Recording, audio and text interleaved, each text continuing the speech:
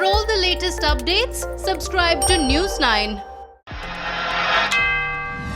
After the US Supreme Court ruled against President Donald Trump's bid to end a program that protects hundreds of thousands of young immigrants from deportation, Trump lashed out at the apex judicial body.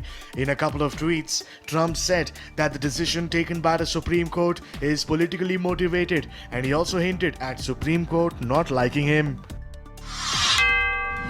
The former US National Security Advisor John Bolton in his book has claimed that President Donald Trump explicitly sought Chinese President Xi Jinping's help to win re-election. John Bolton also added that President Trump had expressed a willingness to halt criminal investigations to give personal favors to dictators he liked.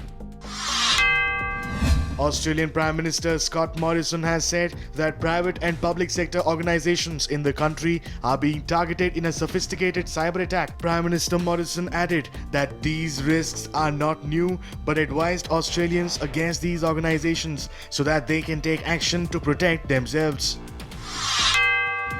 On Thursday, Iraq demanded Turkey to immediately halt its assault in northern Iraq, where Turkish special forces and helicopters have been targeting Kurdish rebel hideouts. Turkey has been regularly attacking PKK fighters, both in its mainly Kurdish southeast and in northern Iraq provinces, where the group is based.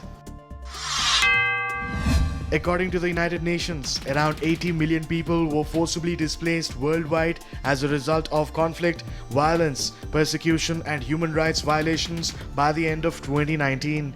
UN added that in 2019, 11 million more people fled their homes in order to seek asylum.